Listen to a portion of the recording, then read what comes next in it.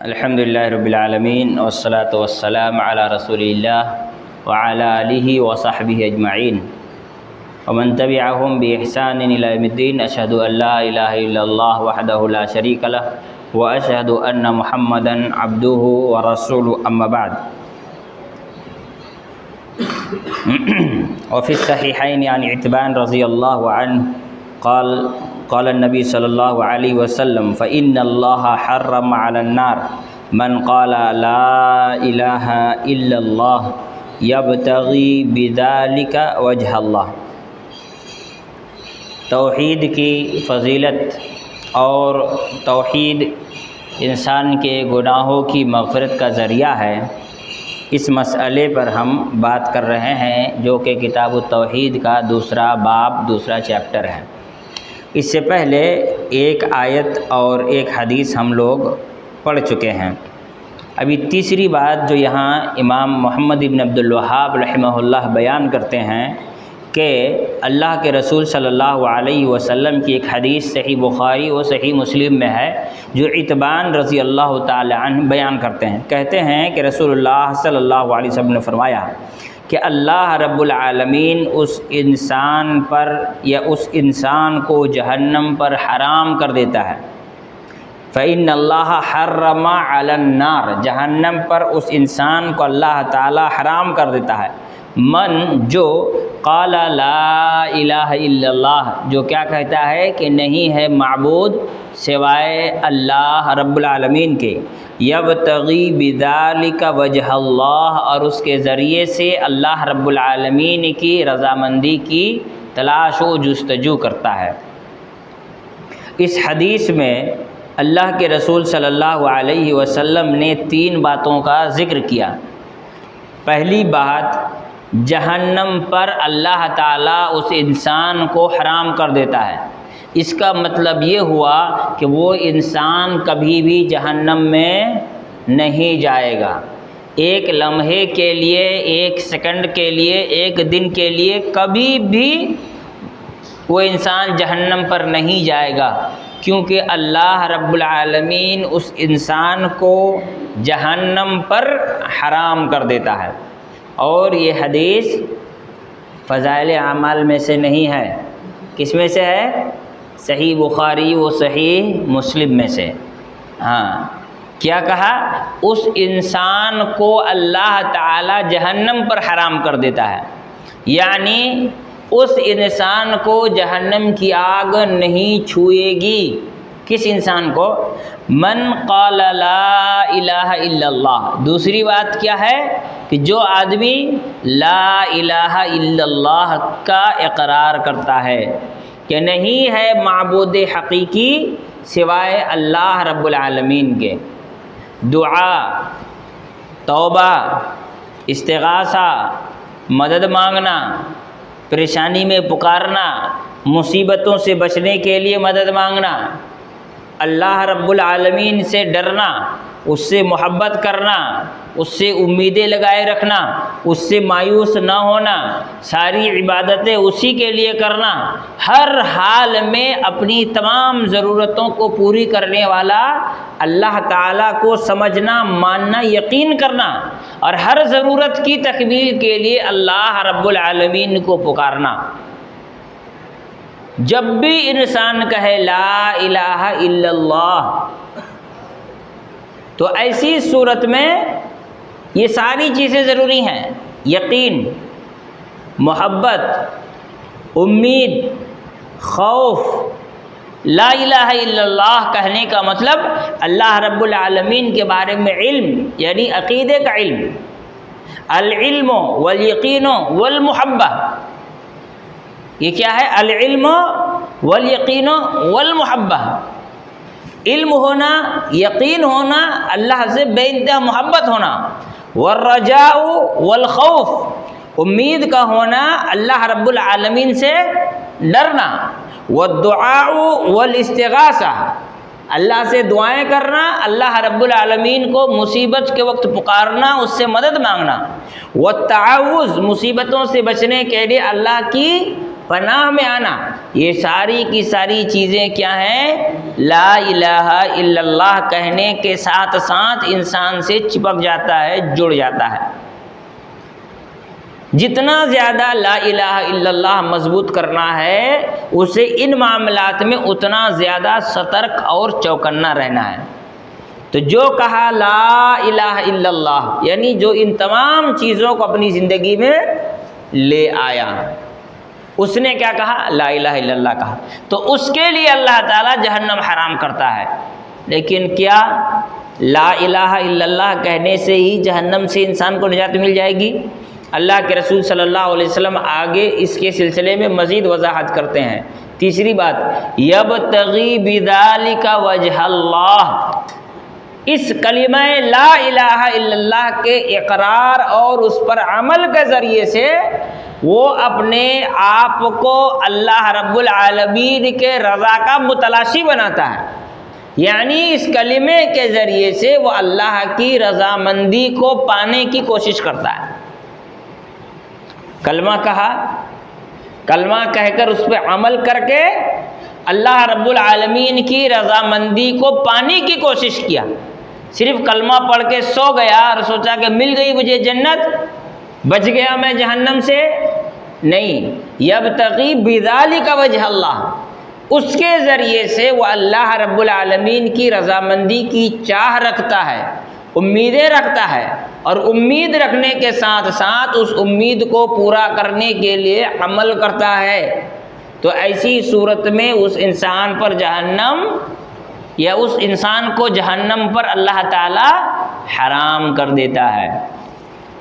معلوم یہ ہوا جو انسان صدق دل سے پوری ایمان و یقین کے ساتھ کلمے کو پڑھتا اور اس کے تقاضوں کو پورا کرتا ہے، اس انسان کے لیے جہنم سے چھٹکارا ہر حال میں ہے، جیسا کہ اس سے پہلے کی آیت گزری، اس سے پہلے کی حدیث گزری۔ کیا تھا اس میں؟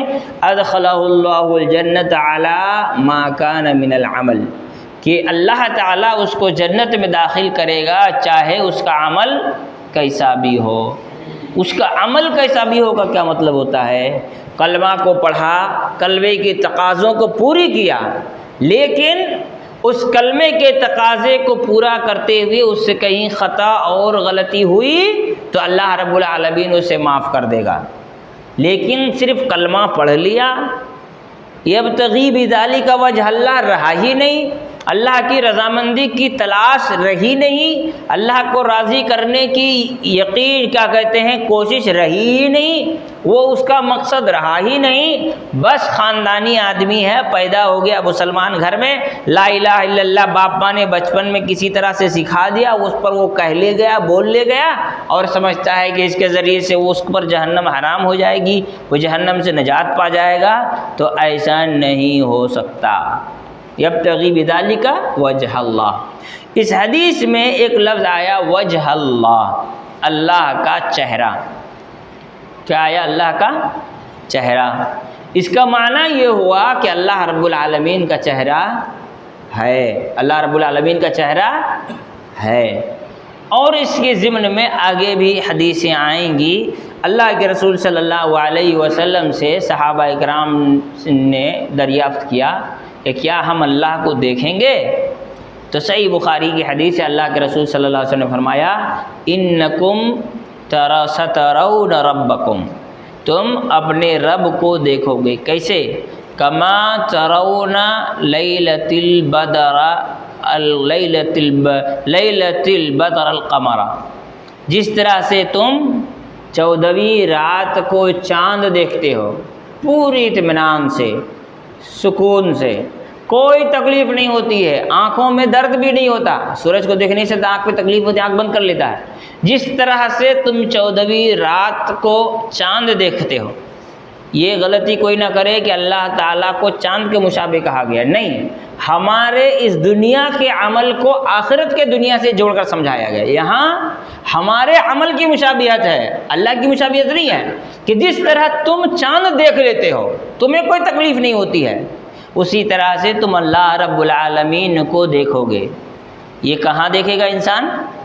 جنت میں اللہ رب العالمین کو دیکھے گا نہایت اطمینان اور سکون کے ساتھ، بنا کسی دقت و تکلیف کے۔ تو اللہ رب العالمین کا چہرہ ہے، اس حدیث سے معلوم ہوا۔ اسی طرح سے ابو سعید الخدری رضی اللہ تعالی عنہ روایت کرتے ہیں، مسند حاکم اور صحیح ابن حبان کی حدیث ہے کہ ابو موسیٰ اشعری رضی اللہ تعالیٰ عنہ کہتے ہیں کہ اللہ کے رسول صلی اللہ علیہ وسلم نے فرمایا، قال موسیٰ علیہ السلام، موسیٰ علیہ السلام نے کہا، یا ربی، اے میرے رب، علمنی شیئن، تو مجھے کوئی ایک ایسی چیز سکھا دے، اذکرک وادعوک بہ، جس کے ذریعے میں تجھے یاد کروں اور تجھ کو پکارا کروں۔ قال، تو اللہ تعالیٰ نے فرمایا، قل یا موسیٰ، کہو اے موسیٰ، لا الہ الا اللہ، کیا کہو؟ لا الہ الا اللہ۔ قال، موسیٰ علیہ السلام نے کہا، کل عبادک یقولون ھذا، اے اللہ تیرے سارے بندے یہی کہتے ہیں۔ موسیٰ علیہ السلام کیا چاہ رہے تھے؟ کچھ اسپیشل، سم تھنگ اسپیشل، ہے نا؟ سب لوگ جو کہتے ہیں تھوڑا سا مجھ کو کچھ ایکسٹرا مل جائے، موقع کچھ ایسی ہو جو میں کچھ زیادہ نیکی کما لوں۔ تو کل عبادک یقولون ھذا، تیرے سارے بندے یہی کہتے ہیں۔ قال، اللہ تعالیٰ نے فرمایا، یا موسیٰ، اے موسیٰ، لو ان السماوات السبع وعامرهن غیری والارضین السبع فی کفۃ ولا الہ الا اللہ فی کفۃ مالت بہن لا الہ الا اللہ۔ اللہ کے رسول صلی اللہ علیہ وسلم نے فرمایا، اللہ تعالیٰ نے فرمایا، اے موسیٰ، آسمان اور آسمان میں موجود جتنے بھی ہیں، اللہ رب العالمین کے ذات کے علاوہ جتنے ہیں، اللہ کے ذات کے علاوہ جتنے ہیں، یعنی پوری دنیا کے سارے مخلوق، ایک اعتبار سے آسمان کے سارے مخلوق، زمین اور اس کے سارے مخلوق، اس کا مطلب کیا ہوا؟ پوری دنیا سارے مخلوق کو اگر ترازو کے ایک پلڑے پر رکھ دیا جائے اور لا الہ الا اللہ کو ایک طرف رکھ دیا جائے تو ایسی صورت میں لا الہ الا اللہ زیادہ بھاری ہوگا۔ یہ ہے کلمہ توحید کی فضیلت۔ پوری کائنات اس حدیث پر غور کریں تو بہت ساری باتیں اس حدیث میں ہیں۔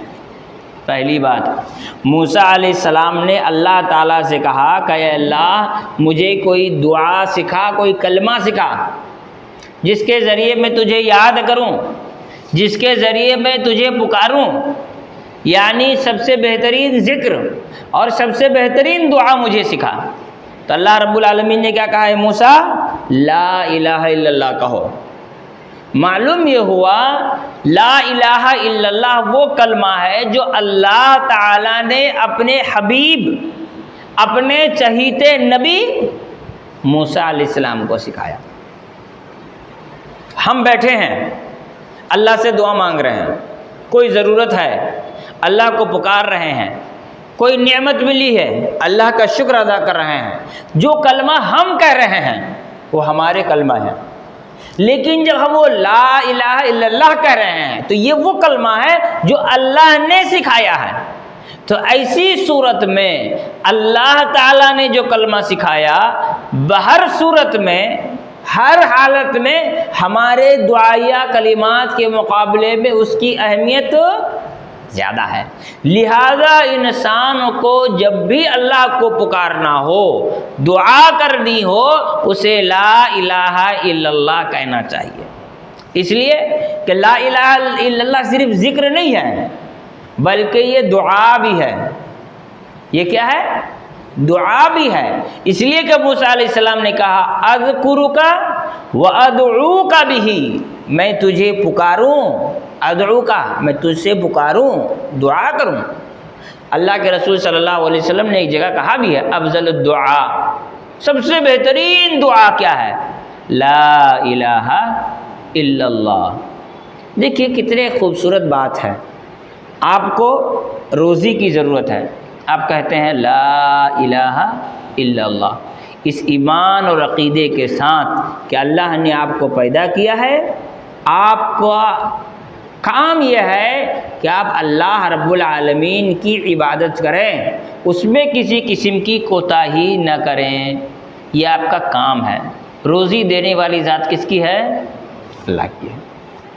اس ایمان و یقین کے ساتھ آپ کی روزی اللہ کی عبادت کے راستے میں رکاوٹ نہیں بننی چاہیے۔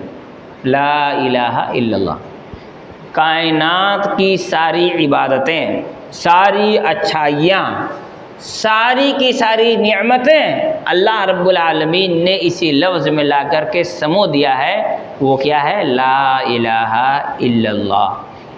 ساری کائنات کا خالق و مالک اور پوری کائنات کا مالک حقیقی اللہ ہے۔ لا الہ الا اللہ کا مطلب یہ نہیں ہوتا ہے کہ میری عبادتوں کا، میں جو بھی عبادت کروں ان سب عبادت کا مستحق اللہ ہے، نہیں، پورے کائنات میں جتنی بھی مخلوقات ہیں ان سب کی عبادتوں کا حقیقی مستحق کون ہے؟ اللہ رب العالمین۔ سورج، چاند، ستارے، پہاڑ، پیڑ پودے، جانور، انسان، مچھلیاں، پانی، زمین، جتنی بھی مخلوقات اس دنیا میں ہیں، ہر وہ انسان جو شرک کرتا ہے، ہر وہ انسان جو شرک کرتا ہے وہ اللہ تعالیٰ کے حق کو ادا کرنے میں غلطی کرتا ہے، وہ اللہ کا حق دوسرے کو دیتا ہے، جبکہ اس کا حقیقی مستحق کون ہے؟ اللہ رب العالمین ہے۔ لا الہ الا اللہ کا یہ مطلب نہیں ہے کہ میں جو کچھ عبادت کروں اس کا مستحق اللہ ہے، نہیں، پوری کائنات کی عبادتوں کا مستحق کون ہے؟ اللہ رب العالمین ہے۔ تو ایک طرح سے لا الہ الا اللہ جہاں دعا ہے وہیں اللہ رب العالمین کی قدرت اور طاقت کا کیا ہے؟ اعتراف ہے۔ ڈر، خوف، تکلیف، ڈر کے وقت انسان کیا کرتا ہے؟ مصیبت سے باہر نکلنے کی کوشش کرتا ہے۔ تکلیف ہے تو اس تکلیف کو دور کرنے کی کوشش کرتا ہے، اس وقت وہ انسان کا ہے لا الہ الا اللہ، لا الہ الا اللہ، یعنی ڈر اور تکلیف سے بچانے والی ذات اللہ کی ہے، مصیبتوں سے نجات دینے والی ذات کس کی ہے؟ اللہ کی ہے۔ موسیٰ علیہ السلام نے جب یہ بات سنی تو کیا کہا؟ سب یہی کہتے ہیں، تو اللہ تعالیٰ نے کیا کہا کہ پوری کائنات کے مقابلے میں اس کی اہمیت سب سے زیادہ ہے۔ اس کا مطلب کیا ہوا؟ ہر انسان اسے کہتا ہے لیکن اللہ نے یہی کہنے کا حکم دیا، اس کا مطلب یہ ہوا اللہ کو یاد کرنے کا اس سے بہتر کلمہ کچھ نہیں ہے، لہذا سب کہتے ہیں تو کہنے دو، تم بھی وہی کہو، اس سے بہتر جملہ اور کچھ اللہ کی طرف سے نہیں ہے۔ اے اللہ تیرے سارے بندے یہی کہتے ہیں، سب کہتے ہیں تو کیا ہوا؟ اس سے بہتر مجھے چاہیے، نہیں، یہی لاسٹ ہے، اس سے بہتر نہیں ہے، یہی لاسٹ ہے، اس سے بہتر نہیں ہے۔ اور اس میں یہ بھی کہا گیا کہ پوری کائنات ترازو کے ایک پلڑے پر ہو اور لا الہ الا اللہ ایک پلڑے پر ہو تو اس کی اہمیت زیادہ ہے۔ اس کا مطلب اس کی حفاظت کے خاطر انسان کو اگر پوری کائنات سے دشمنی مولنی پڑے تو کیا کرنا چاہیے؟ مول لینا چاہیے۔ اس کا مطلب کیا ہوا کہ اگر اس کلمے کی حفاظت کے خاطر اسے پوری دنیا چھوڑ دینی پڑے، چھوڑ دینی چاہیے۔ اس کلمے کی حفاظت کے خاطر اسے دنیا کے سارے گناہ چھوڑ دینا چاہیے۔ اس کلمے کے خاطر اسے زندگی کے سارے چین سکھ جو اس کلمے کے راستے میں رکاوٹ بن رہے ہیں اس کو چھوڑ دینا چاہیے۔ کیا مطلب؟ وہ اس کا بہت بڑی بات ہے کہ لا الہ الا اللہ کو ایک طرف اور پوری دنیا کو ساری زندگی کا عیش، آرام، چین، سکون، اگر یہ ساری چیزیں انسان کو حاصل ہے لیکن لا الہ الا اللہ نہیں ہے تو اس کے پاس کچھ نہیں ہے، اور یہ ساری چیزیں نہیں ہیں اور اس کے پاس لا الہ الا اللہ ہے تو ان تمام چیزوں سے بڑی چیز اس کے پاس موجود ہے۔ ہمارے یہاں لوگ لا الہ الا اللہ پڑھ لیتے ہیں، اس کے بعد چھوٹی چھوٹی چیزوں کے چکر میں اس لا الہ الا اللہ کا گلا دبا دیتے ہیں۔ بچے ٹائم سے نہیں ہوئے تو لا الہ الا اللہ گلا دبا دیے مزار پہ جا کر کے، ہے نا. روزی میں تکلیف ہوئی، تھوڑی تنگی آئی، اللہ نے آزمایا تو کیل ٹھوک کر کے، گھوڑے کا نال ٹھوک کر کے، اسی طرح سے جوتا چپل لٹکا کر کے، ہاں اسی طرح تعویذ اور نقشہ اور یہ اور وہ. بھائی نقشہ سے اگر روزی بڑھتی ہے تب تو انجینئر لوگ سب سے زیادہ، ہے نا، ڈائیگرام لے کے بیٹھ جائیں، نقشہ بنانا شروع کر دیں. قرآنی آیتوں کا نمبر نکالنے سے اگر روزی میں برکت ہوتی ہے تب تو ہر کسی کو اکنومی پڑھنا چاہیے، اسٹیٹسٹکس پڑھنا چاہیے، اس لیے کہ نمبر نکالنے سے روزی ملے گی. بھائی یہ نمبر نکالنا، یہ وہ ایک طرح سے قرآن کے ساتھ مذاق ہے، اللہ کے شان میں گستاخی ہے. یہ سب نکال کے لکیروں کے ٹانڈ کا آدمی دیوار میں لگا کر کیا کرتا، لا الہ الا اللہ کا گلا گھونٹ دیتا ہے. پوری کائنات ایک طرف، لا الہ الا اللہ ایک طرف. انسان کو کسے چننا چاہیے؟ لا الہ الا اللہ کو. جو ناراض ہوتا ہو جائے، دوست، رشتہ دار، احباب، جس کو ناراض ہونا ہو، ڈونٹ کیئر. کیا ہے؟ ڈونٹ کیئر، کوئی پرواہ نہیں بالکل. تب جا کے لا الہ الا اللہ کا حق ادا کرے گا. لا الہ الا اللہ انسان کی زندگی کو تبدیل کرتی ہے. ہمارے ہاں آدمی لا الہ الا اللہ پڑھ لیتا ہے اور پھر اللہ تعالیٰ کی نافرمانی بھی کرتا ہے، سوچتا ہے کہ ہم تو جنتی ہیں. لا الہ الا اللہ پڑھ لیا، نماز نہیں پڑھ رہا ہے. لا الہ الا اللہ پڑھ لیا، چوری کر رہا ہے. لا الہ الا اللہ پڑھ لیا، کال سینٹر کر رہا ہے. لا الہ الا اللہ کر لیا، جھوٹ بول رہا ہے. لا الہ الا اللہ پڑھ لیا، دھوکہ دے رہا ہے. لا الہ الا اللہ پڑھ لیا، قرضہ لے کے ادا نہیں کر رہا ہے. لا الہ الا اللہ پڑھ لیا، لوگوں کو کیا کہتے ہیں، لوگوں کو غلط چیز بیچ دیا. لا الہ الا اللہ پڑھ لیا، شراب پی لیا، گانجا پھونک لیا، گٹکا کھا لیا، تمباکو کھا لیا. ابھی کچھ دن پہلے تقریر میں بولا تھا تاتی باغ میں کہ آدمی تمباکو کھائی نہیں کھاتے ہوئے کیا بولتا ہے کہ اس سے دماغ تیز ہوتا ہے نا. ہاں بھائی، میں باہر کے نہیں، اپنے ہی رشتہ داروں کی بات کر رہا ہوں. بہت بڑے انجینئر تھے ہمارے ہی رشتہ دار میں، کلکتہ ہی میں رہتے تھے. ہاں تو وہ میکینیکل انجینئر تھے، جوٹ مل میں وہ کام کرتے تھے. ان کا مل خراب ہو گیا تھا تو بیٹھ کے سگریٹ پی رہے ہیں. بولے کس لیے؟ بولے سوچ رہا ہوں کہ یہ کیوں بند ہوا. یعنی اب میں نے اسی لیے کہا تھا کہ آئنسٹین بھی بیچارہ کھینی وینی کھاتا ہوگا تبھی نا اس کا دماغ اتنا کام کیا. نیوٹن بیچارہ ہوکا وکا پیتا ہوگا، ہاں کھینی چونا رگڑ رگڑ کر کے صبح شام کرتا ہوگا، تب جا کر کے اس کا دماغ کام کرتا ہوگا. یہ بدھو یہ سب کھانے پینے سے انسان کے نس کا تار کٹ جاتا ہے. ہاں مجھ کو یہاں تک معلوم ہے، بعض اچھے پڑھے لکھے لوگوں نے کہا کہ زیادہ گانجا پھونکنے سے انسان کا دماغ کا تار کٹ جاتا ہے، انسان پاگل ہو جاتا ہے. شراب میں اتنا نقصان نہیں ہے جتنا بیڑی، کھینی، گٹکا، تمباکو، گانجا یہ سب میں نقصان ہے. لا الہ الا اللہ پڑھ لیا، سوچتا ہے یہ سب حلال ہو گیا اس کے لیے، کل حلال. لا الہ الا اللہ پڑھنے کے بعد تو سارا کا سارا حرام ہوا ہے. بھائی ایک آدمی کلمہ نہیں پڑھا، غیر مسلم ہے، آپ اس کو بولیے گا اے دارو مت پیو، وہ جب کلمہ ہی نہیں پڑھا تو اس کے لیے اللہ کا حکم دارو نہیں پیو کون سا کا معنی رکھتا ہے؟ ابو جہل سمجھتا تھا اس لا الہ الا اللہ کا معنی. کہا گیا پڑھو، بولا نہیں پڑھوں گا. اس کو پتا تھا ابھی یہ پڑھ لیا تو یہ سارا جتنا 2 نمبری کام کر رہا ہے زندگی میں، جتنا چھچورا اور گندا کام کرتا پھر رہا ہے، سب چھوڑ دینا ہوگا. ظلم، زیادتی، چوری، ڈکیتی، حرام خوری، رشوت خوری، ساری چیزیں چھوڑ دینی ہوگی صرف اسی لا الہ الا اللہ کو پڑھنے کی وجہ سے. ہمارے یہاں تو لوگوں نے سوچ رکھا کہ لا الہ الا اللہ پڑھ لینا بہت آسان ہے. بہت مشکل ہے مسلمان ہونا، اتنا آسان نہیں ہے. پوری دنیا کے مقابلے میں لا الہ الا اللہ کا ویلو.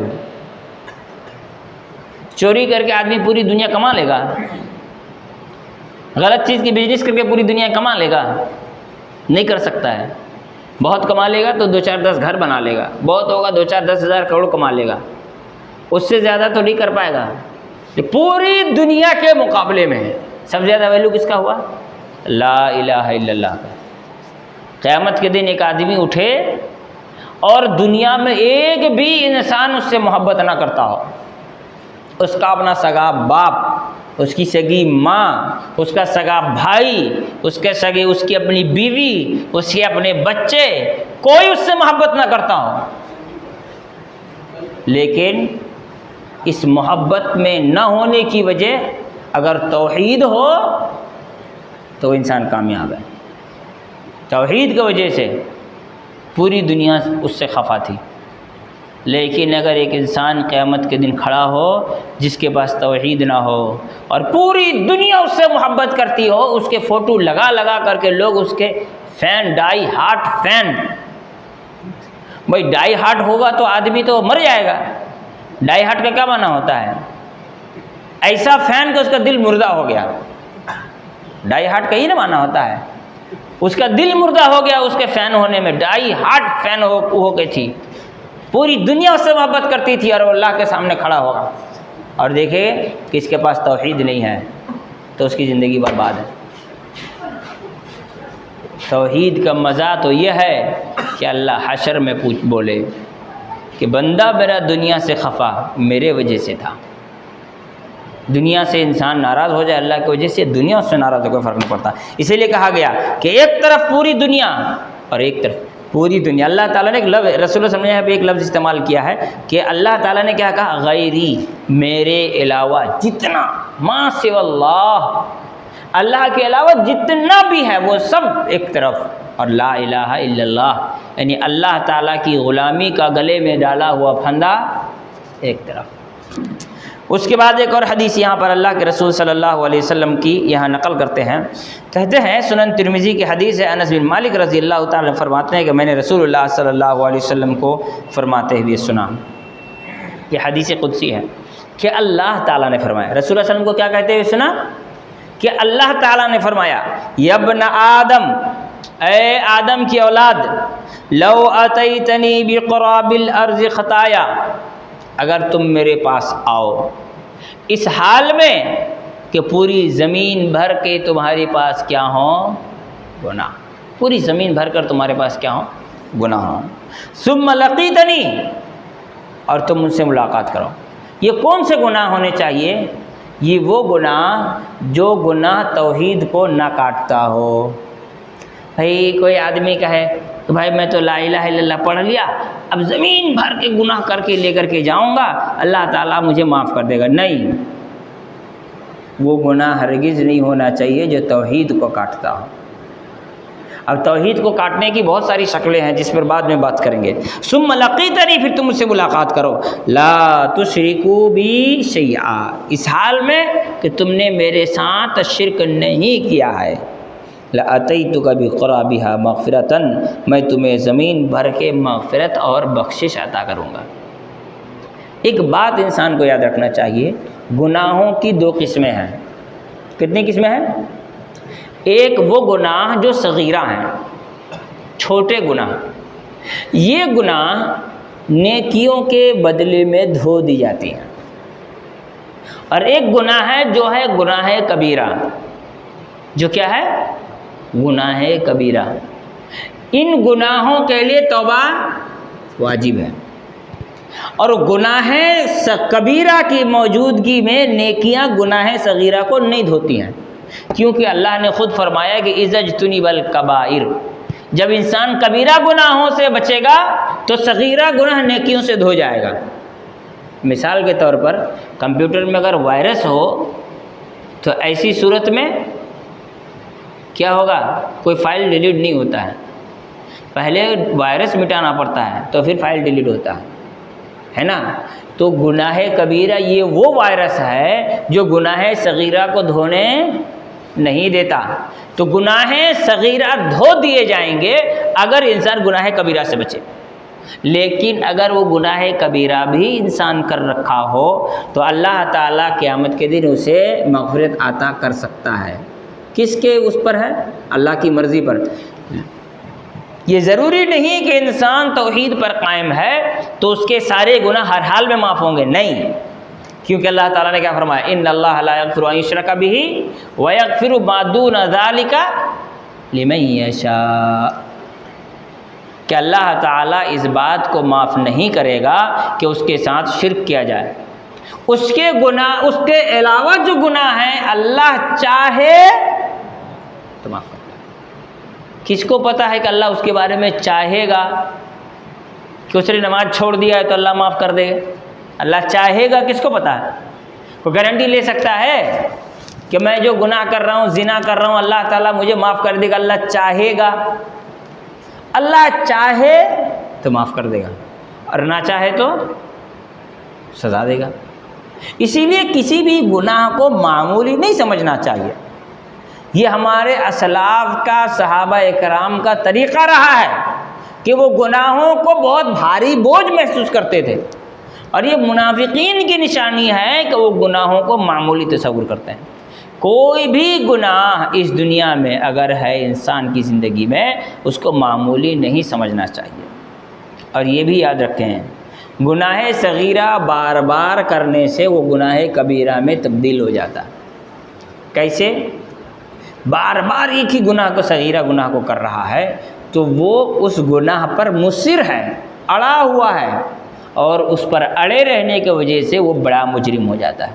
تو یہ جو حدیث ہے کہ جو انسان توحید کے ساتھ مرے گا اللہ تعالیٰ اس کی مغفرت کرے گا، اگر اللہ تعالیٰ چاہے۔ یہ کس پر ڈیپینڈ ہے؟ اللہ کی مشیت پر، اللہ تعالیٰ کی مرضی پر۔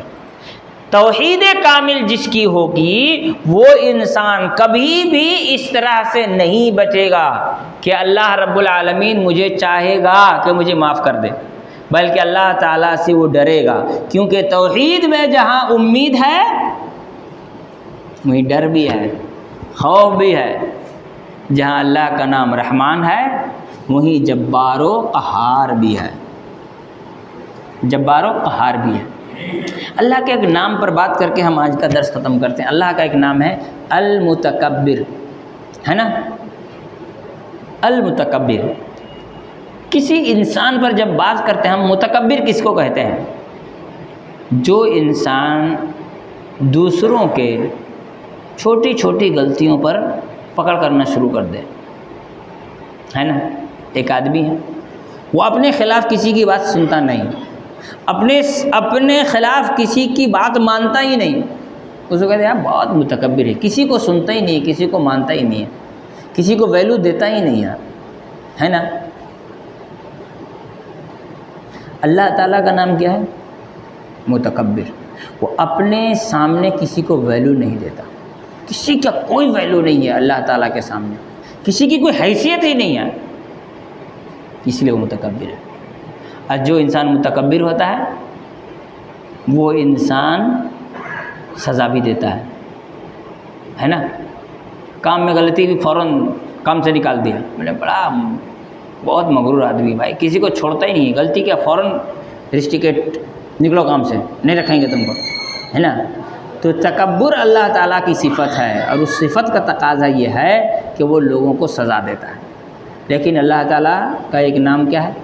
رحمان ہے، اس کا تقاضا یہ ہے کہ وہ معاف کرتا ہے، لیکن کس کو معاف کرنا ہے اور کسے نہیں معاف کرنا ہے یہ تو اللہ طے کرے گا۔ یہ ہم کو تو پتہ نہیں کہ اللہ تعالیٰ مجھے ہر حال میں معاف کرے گا، ہو سکتا ہے مجھے معاف کر دے، ہو سکتا ہے نہ بھی کرے، چلیے معاف کر دیا اللہ تعالیٰ نے تو ہم تو بچ گئے، لیکن اگر اللہ نے پکڑ کر لی تو بچ پائیں گے؟ اسی لیے صحابہ اکرام چھوٹے چھوٹے گناہوں سے بھی خوف کھاتے تھے، ڈرتے تھے، اور منافق کی نشانی بتائی گئی کہ بڑے بڑے گناہوں کی بھی پرواہ نہیں کرتا۔ تو ایک انسان جو اس دنیا سے توحید کے ساتھ مرے گا، اس کے اللہ رب العالمین اس کی توحید کو دیکھ کر چاہے تو اس کو معاف کر دے، یہ اللہ تعالیٰ کی مرضی کے اوپر ہے۔ تو معلوم یہ ہوا، اچھا توحید کے ساتھ مرے، اگر اس کی توحید پختہ ہے اور مکمل طور پر وہ توحید پر ڈٹا ہوا ہے تو وہ گناہوں سے توبہ کر کے مرے گا، اسی لیے کہ توبہ و استغفار بھی توحید کا ایک حصہ ہے، توبہ و استغفار بھی توحید کا حصہ ہے، ایمان کا ایک بنیادی تقاضا ہے۔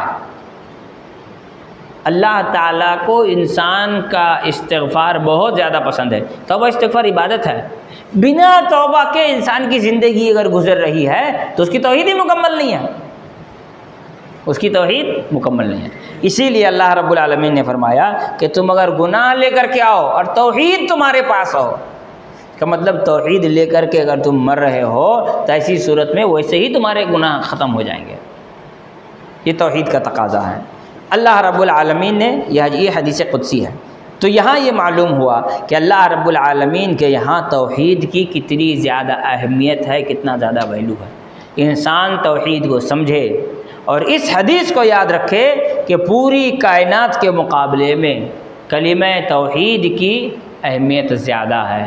اس کی حفاظت کے خاطر اگر پوری دنیا ناراض ہوتی ہے تو ہو جائے، اس کے خاطر پوری دنیا ناخوش ہوتی ہو تو ہو جائے، اس کے خاطر پوری دنیا اگر ہم سے دشمنی کرتی ہو تو کر جائے، لیکن اس توحید میں کوئی فرق نہیں آنا چاہیے۔